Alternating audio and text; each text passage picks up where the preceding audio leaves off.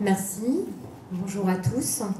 Donc effectivement, Caroline Duquesne, moi j'interviens en droit social, je suis avocat depuis bientôt 20 ans, je vais fêter mes 20 ans de barreau au mois de décembre. Et j'interviens en droit du travail, donc vaste sujet, vous l'imaginez. Avec ces dernières années, on l'a vu, une progression quand même très importante des contentieux prud'homaux. On peut dire aujourd'hui que sur un contentieux sur deux, on va avoir un risque de contentieux prud'homal suite à une rupture de contrat de travail. Donc effectivement, ça nous donne beaucoup de travail.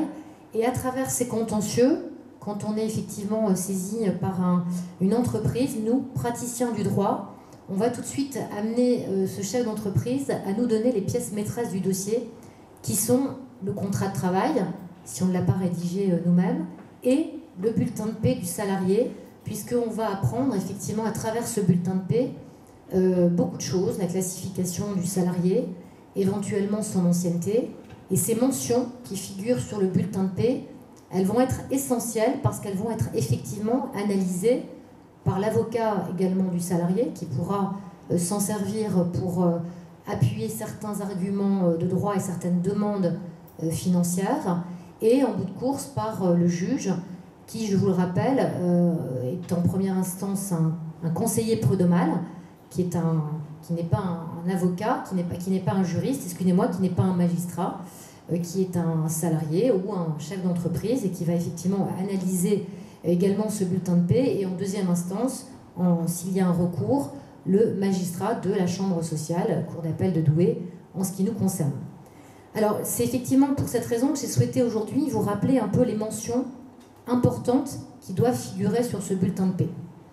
Parce que vous, en qualité peut-être de comptable, de responsable ressources humaines, vous avez peut-être plutôt en tête l'aspect rémunération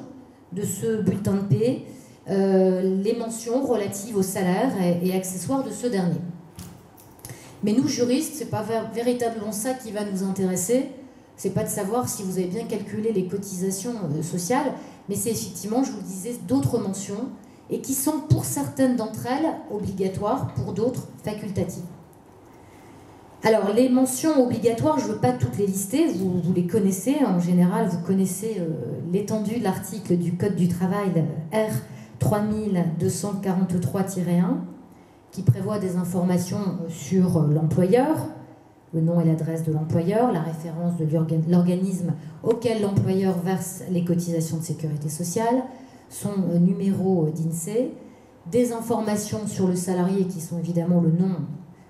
et les prénoms du salarié, son emploi. Alors c'est là que ça commence à devenir intéressant pour moi juriste, parce que l'emploi, il peut être répertorié par la convention collective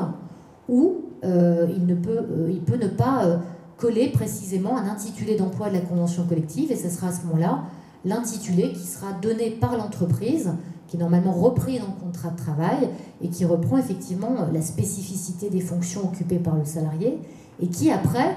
peut amener effectivement un problème de revendication du salarié sur la classification de la convention collective et le cas échéant sur le montant minimal de la rémunération prévue par cette convention collective. Donc l'intitulé de poste qui est repris sur la fiche de paie, il est essentiel pour nous praticiens du droit, et également la classification conventionnelle, donc qui résulte soit de l'intitulé d'emploi repère que nous avons effectivement dans la convention collective, soit de l'intitulé que vous avez donné pour les fonctions assumées par ce salarié, mais auquel vous allez devoir rattacher une classification conventionnelle si vous avez une convention collective applicable dans votre entreprise, pour effectivement que cela figure sur le bulletin de paie, puisque ça fait partie la classification, le niveau, la catégorie, le coefficient des mentions obligatoires de la fiche de paie. Information sur la convention collective. Alors ça, c'est extrêmement important de rappeler que c'est une obligation pour l'entreprise de faire figurer l'application de la mention, l'intitulé de la convention collective. Et on a beaucoup de problématiques effectivement qui résultent de cette absence de mention ou de cette mention erronée de la convention collective, parce que certains employeurs viennent parfois nous voir avec un dossier contentieux qui démarre Et puis, on lit le bulletin de paie, et puis ils me disent, mais cette convention collective, c'est pas ma convention collective. Pourquoi elle figure sur mon bulletin de paie? Et qu'est-ce que je vais faire maintenant de cette convention collective que j'ai jamais appliquée, qui peut-être, il y a 20 ans, était le reflet de l'activité principale de l'entreprise, mais c'est plus du tout ce que je fais. Alors déjà, sachez que si l'entreprise doit faire application d'une convention collective et que ça ne figure pas sur le bulletin de paie, on a un arrêt de la Cour de cassation du 19 mai 2004 qui permet dans ce cas-là aux salariés d'obtenir une indemnisation parce que cette convention collective ne figure pas sur son bulletin de paie. Donc vous voyez une sanction qui est quand même importante parce que la Cour de cassation estime que ça cause un préjudice aux salariés que de ne pas avoir cette mention de la convention collective dont il relève sur son bulletin de paie. Soyez vigilants aussi parce que, comme je vous le disais, l'intitulé de la convention collective qui sera sur le bulletin de paie, eh bien, ça sera un élément de présomption de l'application de cette convention collective. Et même si ça ne relève pas effectivement du champ d'activité, de l'activité principale de l'entreprise, eh bien le juge va estimer, et ça fait partie aussi d'arrêts de cour de cassation, notamment un du 29 avril 2003, qui vient dire, eh bien, puisque vous avez mis un intitulé de convention collective sur le bulletin de paie, ça laisse présumer que vous, employeur, vous avez voulu faire une application volontaire de la convention collective. Parce que même si effectivement l'entreprise n'a pas l'obligation de faire application d'une convention collective, ou même si c'est une autre convention collective qui normalement devait être applicable, eh bien la mention d'une autre convention collective sur le bulletin de paie laisse présumer que l'employeur a voulu faire application volontaire de cette convention collective. Et le salarié qui verra dans cette convention collective des dispositions plus favorables pourra venir dire à un juge, regardez, sur mon bulletin de paie, j'ai cette mention de la convention collective qui s'applique. Alors, il faut quand même tempérer un petit peu cette position par le fait que l'employeur a quand même la possibilité de démontrer que c'est une erreur, par exemple, de la paye, du service de paye, d'avoir mentionné cette convention collective, mais il faudra qu'il apporte des éléments pour contredire effectivement la position du salarié, qui pourront être par exemple le contrat de travail, qui prévoit lui la bonne convention collective applicable, et le fait aussi par des éléments de preuve que l'entreprise a toujours fait application de la convention collective dont elle relève, de par son activité principale, mais autant vous dire que ce n'est pas chose aisée et que donc, effectivement, il est plus important de pouvoir, dès le départ, avoir sur le bulletin de paie la mention de la bonne convention collective. Donc ça, c'est effectivement un point sur lequel je voulais insister, puisque c'est la première mention, effectivement, que nous, on regarde, puisque de par, effectivement, l'application d'une convention collective, vous savez qu'il y a des droits, du coup, pour le salarié, notamment en termes, je vous le disais, de classification, de rémunération minimale qui sont importants. Passons à la durée du travail. C'est effectivement le deuxième point que nous, juristes, nous allons regarder sur la fiche de paie. À quelle durée du travail est soumis le salarié? On ne va même pas regarder le contrat de travail. On va regarder tout de suite quelle est l'application qui est faite des mentions du contrat de travail sur le bulletin de paie. Donc vous voyez effectivement le rôle important que vous avez au niveau de la rédaction de ce bulletin de paie. Et là, j'introduis un petit peu mon atelier de fin de matinée auquel je vous confie, puisqu'on a des problématiques aujourd'hui qui sont extrêmement importantes en termes de condamnation financière, de risque de condamnation financière pour les entreprises, qui sont relatifs au statut de cadre dirigeant, au forfait jour. On a une évolution jurisprudentielle qui n'arrête pas, qui nous amène effectivement à des débats passionnés devant les conseils de prud'homme. Donc pour nous juristes, c'est intéressant. Maintenant, pour les entreprises, ça se chiffre vraiment de façon importante quand on a effectivement un salarié qui, pour des raisons que j'évoquerai dans le cadre de mon atelier, peut aller jusqu'à solliciter des rappels de salaire sur 5 ans, en estimant qu'il était soumis à la durée classique du travail, la durée légale, 35 heures, et que de ce fait, il peut effectivement faire des chiffrages qui vont parfois jusqu'à 100 000 euros, 150 000 euros de demande, rien qu'en termes de rappel de salaire pour heure supplémentaire. Alors effectivement, là aussi, importance des mentions. Et souvent, des clients, c'est pour ça que c'est intéressant d'être avec vous aujourd'hui, me disent, mais moi, mon logiciel de paye, ou en interne, on me dit que je ne peux pas mettre cadre dirigeant qui est un salarié qui n'est pas soumis à la durée du travail et qui, effectivement, de ce fait, ne doit pas se voir transmettre chaque mois un bulletin de paie sur lequel on a une référence horaire, par exemple, ou une référence à un forfait jour. On doit pouvoir avoir un bulletin de paie sur lequel figure la mention cadre dirigeant, donc non soumis à la durée du travail, ou aucune référence à la durée du travail. Parce que, effectivement, le cadre dirigeant qui, à un moment donné, va se dire, bah non, ce statut, vous ne pouviez pas me l'opposer, pour les raisons que j'évoquerai en fin de matinée, eh bien, viendra aussi utiliser son bulletin de paie. Et pourra venir dire, attendez, c'est pas cohérent. Vous prétendez que je suis cadre dirigeant, que je ne suis pas soumis à la durée du travail, donc que je ne suis pas fondé à solliciter des rappels d'heures supplémentaires, et en même temps, sur mon bulletin de paie, figure une référence horaire, avec, pourquoi pas, on l'a déjà vu, des majorations d'heures supplémentaires. Donc effectivement, avec une incohérence entre le statut juridique et la paye, donc là aussi, une mention très importante par rapport au statut de ce cadre dirigeant. Et également par rapport au forfait. Forfait jour, vous avez peut-être déjà vu effectivement un petit peu l'évolution de la jurisprudence sur ce point, on va y revenir tout à l'heure. Forfait jour, forfait heure, ce sont effectivement, j'ai envie de dire, des terrains minés pour les entreprises, et il faut donc que la paye soit bien cohérente avec ce forfait, avec le nombre de jours annuels, si on est en forfait jour annuel,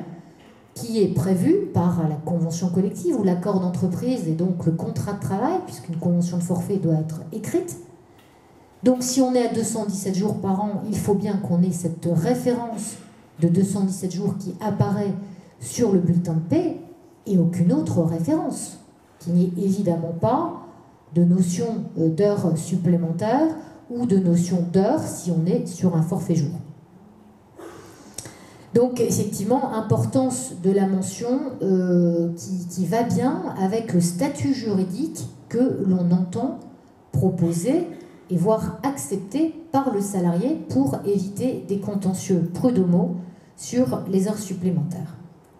Alors, en dehors de ces statuts, il faut aussi bien rappeler, en termes de durée du travail, qu'il est important de ne pas faire d'erreur quand on a une référence horaire, et notamment sur les heures supplémentaires. Parce qu'on a de plus en plus dans nos contentieux prud'homaux des demandes de travail dissimulé qui apparaissent et qui sont d'ailleurs importantes en termes financiers pour l'entreprise, puisque quand on commet ce travail dissimulé, et ça va très vite, puisque le simple fait de ne pas viser des heures supplémentaires accomplies, ça peut être du travail dissimulé, je vais revenir un peu là-dessus, eh bien c'est une indemnité égale à 6 mois de salaire que le salarié peut solliciter dans le cadre d'un débat prud'homal. Je vous renvoie à l'article L 8221-65 du Code du travail. Et dans les débats relatifs à la durée du travail, et je peux vous dire que quasiment un contentieux sur deux, outre l'aspect rupture du contrat de travail, vise des demandes relatives à la durée du travail, eh bien le salarié peut aussi venir dire, voilà, vous n'avez pas visé sur le bulletin de paie les heures supplémentaires que j'ai accomplies, voire vous ne me les avez pas rémunérées, et donc vous êtes, effectivement, vous avez commis l'infraction. Il y a effectivement la possibilité pour moi, sur la base de la dissimulation d'emploi, de solliciter 6 mois de salaire. Alors là aussi, je vais quand même un petit peu tempérer, c'est-à-dire que si c'est une erreur, si c'est un oubli du service de la paye, l'employeur pourra quand même se retrancher derrière l'absence de caractère intentionnel de sa part, puisque pour que cette infraction et cette demande prospère, il faut que le salarié soit en mesure de démontrer que intentionnellement, l'employeur a omis de faire figurer sur le bulletin de paie un nombre d'heures équivalent à ce qu'il a accompli le mois écoulé. Donc ça, c'est effectivement des mentions obligatoires du bulletin de paie sur lesquelles j'entendais faire un focus, compte tenu des contentieux prud'homaux que nous avons à travers ces mentions, Et en vous rappelant également que si le bulletin de paie ne prévoit pas ces mentions obligatoires, eh bien, il y a un risque de sanction pénale, puisqu'on a une amende qui est prévue pour les contraventions de 3e classe, 450 €, Code du travail, article R 3246-2, qui effectivement sanctionne l'absence de ces mentions obligatoires. Et attention, parce que l'amende, elle est prononcée autant de fois qu'il y a de bulletins de paie irréguliers. Donc ça peut, là aussi, se chiffrer à des montants importants. Mentions facultatives. On a effectivement des mentions facultatives sur les bulletins de paie que vous connaissez, notamment la journée de solidarité, par exemple le type de contrat, CDD, CDI. Effectivement, moi je conseille vivement quand même d'indiquer la nature du contrat. Et je vais terminer sur la notion d'ancienneté. Alors là aussi, l'ancienneté, c'est important pour nous, praticiens du droit, parce que, vous vous en doutez, en fonction de l'ancienneté, le montant de l'indemnité légale ou l'indemnité conventionnelle de licenciement ne sera pas la même, et l'indemnisation du préjudice du salarié, s'il arrive à démontrer l'absence de légitimité de la rupture de son contrat de travail, eh bien, ne sera pas la même non plus. Quelqu'un qui a 20 ans d'ancienneté, il aura plus de chances d'avoir 1 an de salaire, voire plus, à titre de dommages et intérêts, que quelqu'un qui a moins de 2 ans d'ancienneté, puisqu'on a même dans le Code du travail un régime qui est particulier aux salariés qui ont plus de 2 ans d'ancienneté. Important donc de veiller à la bonne ancienneté du salarié, parce que là aussi on a des débats, parce qu'on peut avoir quelqu'un qui par exemple a travaillé dans l'entreprise, a démissionné et qui revient 2 ans après. Et le service de paie va reprendre l'ancienneté d'origine, mais qui n'a pas forcément été convenu au moment du retour du salarié dans l'entreprise et qui n'est pas forcément obligatoire au regard des mentions de la convention collective. Ça, c'est un premier point. Après, on peut avoir effectivement aussi des erreurs au niveau de l'ancienneté. Et là aussi, c'est important parce que la Cour de cassation est venue juger, dans un arrêt notamment du 21 septembre 2011, que l'ancienneté qui figure sur le bulletin de paie, eh bien, vaut présomption simple de l'ancienneté du salarié. Donc là aussi, encore, un régime de preuve qui va être que ça sera à l'employeur de démontrer qu'il n'a pas souhaité offrir, entre guillemets, cette ancienneté qui n'est pas une ancienneté réelle au salarié. Donc je peux vous dire aussi un débat qui s'avère intéressant pour nous praticiens, mais risqué pour l'employeur. J'en ai terminé.